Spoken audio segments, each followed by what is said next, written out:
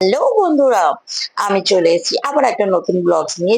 জানি অনেক লেট হয়ে গেছে আমার আজকের ব্লগস দিতে। এবারে দুর্গাপুজোর ব্লগস আমি এত লেটে দিচ্ছি, বাট কি করব, দেখতেই পাচ্ছ আমার ছোট্ট পুচকি হয়েছে, তো তার জন্য আমার লেট হয়ে গেছে ভিডিওটা দিতে। এই যে আমি একদম বেশি কথা না বলে ষষ্ঠী থেকে শুরু করছি। ষষ্ঠীর দিন আমরা ফার্স্টেই যেহেতু প্রথম বেরোলাম ষষ্ঠীর দিনে, যে মেয়েকে নিয়েও বেরোনো হয়েছিল, মেয়েকে নিয়ে একটু ঘুরিয়ে নেওয়া হলো আমাদের নিরালা ক্লাবটায়। আর ওরও যে সেলুনটা, ও নিয়ে গেছিল একটুখানি দেখা করানোর জন্য। প্রত্যেক বাচ্চারা বেলুন ভালোবাসে, তো একটু বেলুন কিনে নিয়ে মেয়েকে রেখে আমরা চলে গেলাম সোজা একদম কেএফসি তে। কেএফসি দেখো, দেখে আমাদের মনটা খারাপ হয়ে গেছে, কারণ আমাদের বেরোতে বেরোতে অনেকটা লেট হয়ে গেছিল, তার জন্য কেএফসিটা বন্ধ হয়ে গেছিল। বাট আমার ছেলের খিদে পেয়ে গেছে, তাই আমরা চলে গেছিলাম সোজা দেবনিয়ারে। দেবনিয়ারেও তো জানো, কোনো জিনিসই আমরা লাইন ছাড়া কোনো কিছুই পাই না, তো এখানেও আমাদের লাইনে দাঁড়িয়ে থাকতে হলো। তো দাঁড়ানোর পরে আমরা চলে গেলাম ভেতরে। আমাদের যখন এই লাইন এলো, আমরা চলে গেলাম ভেতরে। তো তোমরা প্রত্যেকেই জানো আমরা খুব চেনা জানা রেস্টুরেন্ট গুলোতেই যাই, কারণ বেশি দূরে বা খাবার গুলো যেতে ভালো পাই, জানি যেখানে বেশি ভালো খাবার সেসব জায়গাগুলোতেই আমরা খাওয়ার চেষ্টা করি। তো এখানে দেবনিয়ারের ফিশ ফিঙ্গারটা খুবই ভালো, এই জন্য আমরা প্রত্যেকবার ফিশ ফিঙ্গার নিই।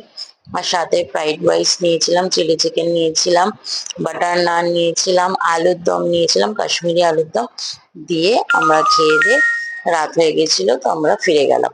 নেক্সট আমরা তারপরে চলে গেলাম সপ্তমী।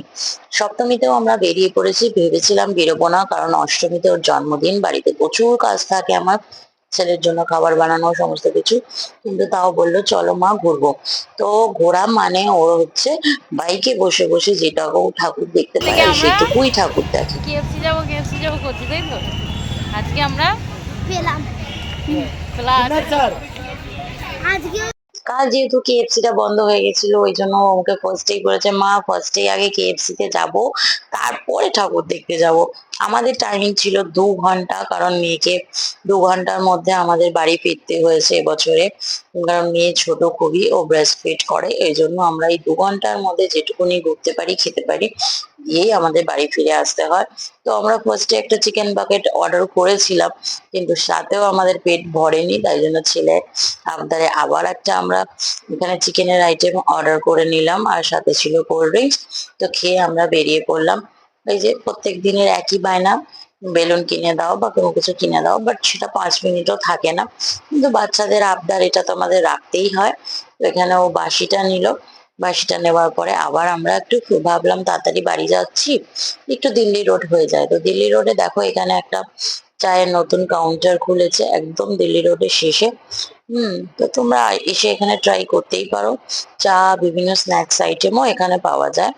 এরপরে আমরা চলে গেলাম অষ্টমীতে। অষ্টমীর ব্লগস তোমরা মোটামুটি দেখেছো, কারণ ওই দিন আমার ছেলের বার্থডে ছিল। তো বার্থডের পরে আর ভালো লাগছিল না, কিন্তু তারপরেও ছেলের অ্যাকচুয়ালি 1-2 বছর ধরে খুবই ডমিনোজের পিৎজাটা, আর অ্যাকচুয়ালি ওই যে চিজটা ফোনে দেখে বা টিভিতে দেখে যে কিভাবে বেরোয়, ওইটা দেখে ওর খাওয়ার খুব ইচ্ছে ছিল। তো তার জন্য আমরা নিয়ে গেছিলাম, কিন্তু ফাইনালি তোমাদের আমি শেষে দেখাবো ওর রিয়াকশনটা। তো ওর কেমন লাগলো সেটা তোমরা দেখবে। তো বরাবরই প্রত্যেক দিনের একই জিনিস, আমরা এমনি সময় রেস্টুরেন্ট বলো কোনো জায়গা বলো ফাঁকা পাই না, সেখানে তো পুজোর সময় ভিড় তো থাকবেই।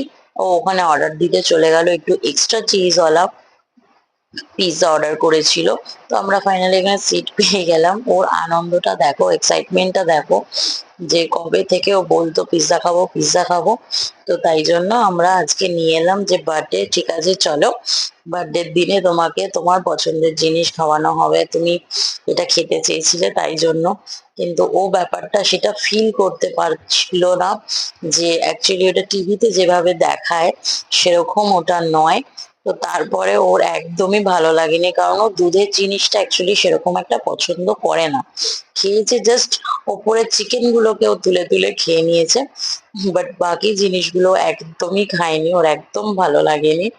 ও আমাদেরই লাস্টে পুরোটা খেতে হয়েছে, ওই নামেই জাস্ট পিৎজা খাবো পিৎজা খাবো, বাট ও একটু মুখেও দেয়নি চিকেন ছাড়া। আমরা পুরোটা শেষ করতে হলো আমাদের। এমনি অষ্টমীতে ওর বার্থডের জন্য আমাদের বাড়িতে রান্না বান্না হয়েছিল, পেটটা ভরা ছিল, তাই আমরা পিৎজা আর কোল্ড ড্রিঙ্কস খেয়ে বাড়ির দিকে গেলাম। আর এদিকে দেখো ডান্স খেতে ও খুবই ভালোবাসে, তাই মিউজিক শুনেও একা একা ডান্স করছে। করছিলি ডমিনোসটা কেমন লাগলো? আমি ডমিনো কেমন? ফ্রি বাপরে বাপ আর কোনদিন খাবি না তো? কি বলে খেলা আমার নামে দোষ দিও কি বলে ভাবলে কি বলে আমি ইয়ে করছি কাজু রোজই আমরা দুদিন ধরে বেরোচ্ছি, কিন্তু ঠাকুর আর ভেতরে মণ্ডপে গিয়ে দেখা হচ্ছে না। তাই ভাবলাম চলো পাড়ার ঠাকুরটাই একটু অন্তত মণ্ডপে গিয়ে তো দেখি। তাই জন্য আমরা এখানে আমাদের নিরালা নয়, আমাদের বেদিয়াপাড়ার সামনেই 30 বাস স্ট্যান্ডের সামনে গোগলাইদার অনুপ্রেরণায় এই প্যান্ডেলটি হয়েছিল। মরুভূমির থিমটা বানাতে চেয়েছিল, সেটা পুরোপুরি কার্যকর হয়েছে। কারণ এই থিমটা বানাতে প্রচন্ড খাটনি, কিন্তু তারা সম্পূর্ণ তাদের 100% দিয়ে সেটা করার চেষ্টা করেছে। খুবই সুন্দর হয়েছিল। গাছপালা থেকে শুরু করে পাহাড় পর্বত, মানে যেভাবে বালির রাজ্যটা দেখাতে চেয়েছিল তা একদম ফুলফিল করেছে। আমাদের তো খুবই ভালো লেগেছিল। তোমরাও কারা কারা এই প্যান্ডেলটা দেখতে এসেছিলে তোমরা কিন্তু কমেন্ট বক্সে জানিও। তারপরে নবমীর দিন আমাদের বাড়িতে খাওয়া দাওয়া থাকে, তাই জন্য নবমীর দিনের ভিডিও আমাদের কাছে আর নেই। দশমীতে আমরা চলে এসেছি আমাদের পুজো মণ্ডপে, বরণ ছিল। তো বরণ ঠরণ সেরে ধুনুচি নাচটাও তোমরা অলরেডি দেখে নিয়েছো আমার ছেলের আমার পারফরমেন্স গুলো, সেটা আর আমি আলাদা করে তোমাদের দিলাম না। এই হচ্ছে একাদশী।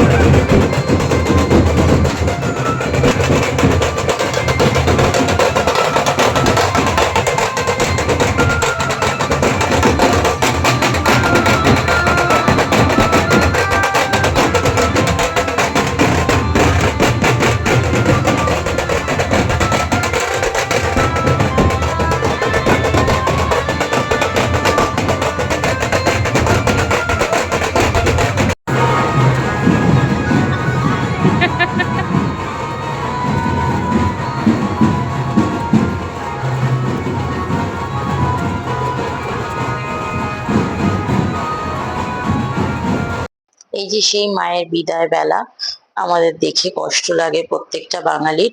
যাই হোক, তা বলে মাকে তো বিদায় দিতেই হবে। লাস্টে আমাদের ভুরি ভোজ করে আজকের ব্লগটা শেষ করলাম।